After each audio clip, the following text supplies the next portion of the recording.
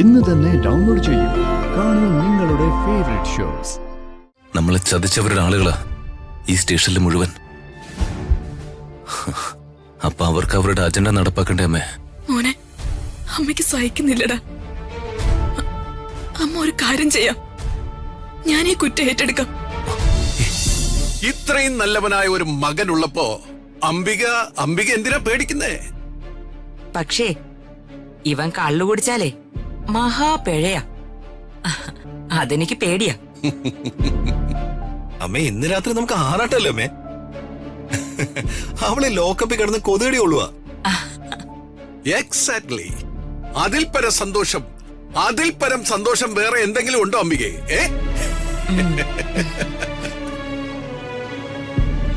പ്രതാപവർമ്മ മാത്രമായിരുന്നു എന്റെ ശത്രു. അമേരിക്കയിൽ നിന്ന് തിരിച്ചു വരുമ്പോ അയാളെ എങ്ങനെയെങ്കിലും തകർക്കണമെന്ന ഒറ്റ ലക്ഷ്യം മാത്രമേ എനിക്കുണ്ടായിരുന്നുള്ളൂ. പക്ഷേ ഓർക്കാപ്പുറത്ത് എന്റെ ശത്രുപക്ഷത്തേക്ക് എവളും കൂടി വന്ന് കേറുകയായിരുന്നു. ഒന്ന് വർമ്മയുടെ ഓഫീസിൽ വച്ച് അവൾ എന്നെ അങ്ങ് പൊരിച്ചു. ഞാൻ നിന്നങ്ങ് വേർത്തു.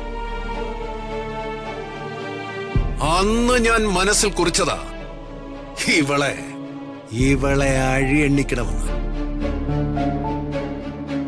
ഞാനല്ല പ്രതികാരം വീട്ടിയതെങ്കിലും now I am happy, very happy. അവളുടെ കരിയർ അവസാനിപ്പിച്ച അംബികയ്ക്ക് my congratulations. Thank U.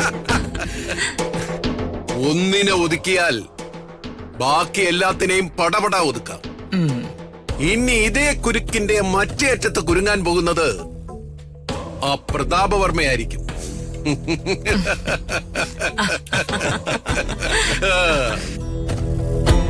ഋതികയുടെയും വർമ്മയുടെയും കച്ചവടം കഴിഞ്ഞാൽ ഒരു ഉറുമ്പിനെ ഞെരിക്കുന്നത് പോലെ ആ രാജുവിനെ ഞെരിച്ചങ്ങ് കൊല്ലാം. അവനെ പ്രതാപവർമ്മയുടെ മാനസപുത്രനാണെന്നും പറഞ്ഞാ നടക്കുന്നത്. ഓ, മാനസപുത്രൻ ഞാൻ കാലപുരിക്കയക്കും. സത്യം പറഞ്ഞ കേട്ടോ അങ്ങളെ, എനിക്ക് ഋതികയുടെ കാര്യത്തില് ചെറിയൊരു വിഷമമുണ്ട്. അതെന്താ മോനെ? എന്തൊക്കെ പറഞ്ഞാലും അവൾ എന്റെ മുറപ്പെണ്ണല്ലേ അങ്ങളെ? ഒരു മുറപ്പെണ്ണ്. ഞാൻ അവളെ കല്യാണം കഴിക്കാൻ തീരുമാനിച്ചല്ലേ? അതിപ്പോൾ അവളുടെ കോടാനുകോടിയുടെ സ്വത്തടിച്ചെടുക്കാനുള്ള ഒരു പണിയല്ലായിരുന്നോ നിന്റെ? അതൊക്കെ ശരിയാ. എന്നാലും അവള് ലോക്കപ്പിൽ കിടന്ന് കൊതുകടി കൊള്ളുമ്പോഴേ ഉള്ളിലൊരു നീറ്റല്. എടാ, മിണ്ടിപ്പോകരുത്.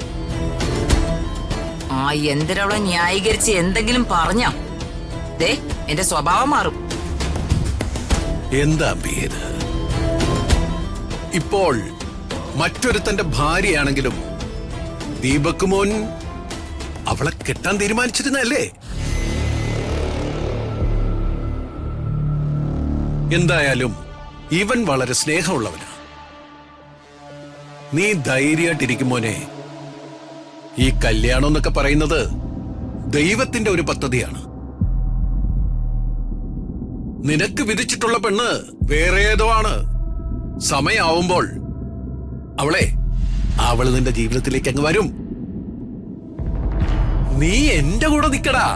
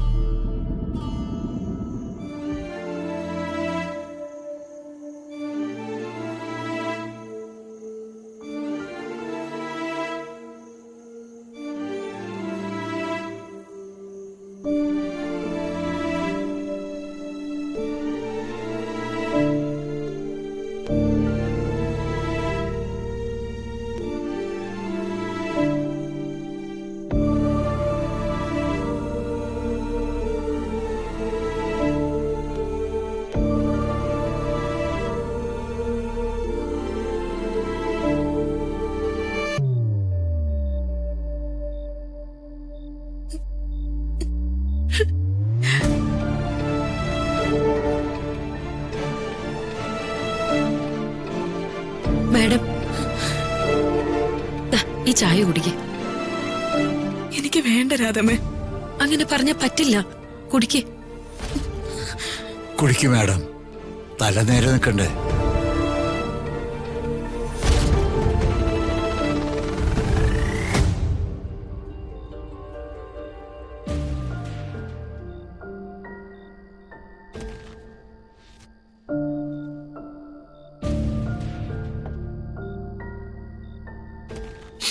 വേണേട്ടാ, രാജുവിനെ ഒന്ന് വിളിച്ചൂടെ?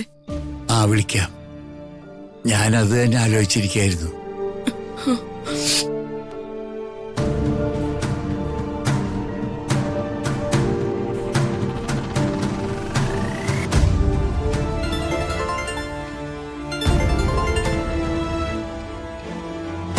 ഹലോ അച്ഛാ. ആ എടാ, നീ സ്റ്റേഷനിൽ തന്നെ ഇല്ലേ? ഞാൻ ഇവിടെ തന്നെ ഉണ്ട് അച്ഛാ. അതിനകത്ത് നമുക്ക് അനുകൂലമുള്ള പോലീസുകാരും ഇല്ലേടാ മോനെ? ഉണ്ടായിട്ട് എന്ത് ഫലമാണ് അച്ഛാ? ഋതുവിനെ അറസ്റ്റ് ചെയ്തത് ആ ചൊറിയൻ എസ് ഐ അല്ലേ? അവനൊരു മുടയനാ, പണ്ടേ നമ്മുടെ ശത്രുവാ. എടാ, നമ്മൾ എന്ത് ചെയ്യൂടാ? അച്ഛൻ സമാധാനായിട്ടിരിക്കെ. ഞാൻ ഈ സ്റ്റേഷന്റെ പുറത്ത് കാവലില്ലേ. അങ്ങനെ അവർക്ക് നമ്മളെ തോപ്പിക്കാൻ പറ്റുമോ? എടാ, ഞങ്ങളിവിടെ പത്മാവതി മാഡത്തിന്റെ വീട്ടിലാ, ഞാനും നിന്റെ അമ്മയും. ആണോ? എടാ, മാഡം വലിയ കരച്ചില്ല. എടാ, നിനക്കൊന്ന് സംസാരിക്കാമോ? കൊടുക്ക. ആ, ഞാൻ ഫോൺ മാഡത്തിന്റെ കൊടുക്കാം. മോനെ രാജു, അമ്മേ, മോള് ലോക്കപ്പിൽ തന്നെയാണോ രാജു? അമ്മ വിഷമിക്കാതെ. നമ്മളെ ചതിച്ചവരുടെ ആളുകളാ ഈ സ്റ്റേഷനിൽ മുഴുവൻ. അപ്പൊ അവർക്ക് അവരുടെ അജണ്ട നടപ്പാക്കണ്ടേ അമ്മേ? മോനെ, അമ്മയ്ക്ക് സഹിക്കുന്നില്ലടാ. അമ്മ ഒരു കാര്യം ചെയ്യാം, ഞാൻ ഈ കുറ്റം ഏറ്റെടുക്കാം.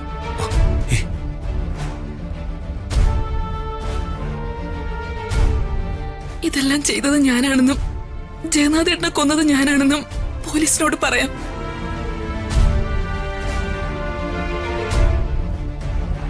അവരെന്നെ കൊണ്ടുപോയിട്ട് എന്റെ മോളെ പുറത്തു വിടുമല്ലോ.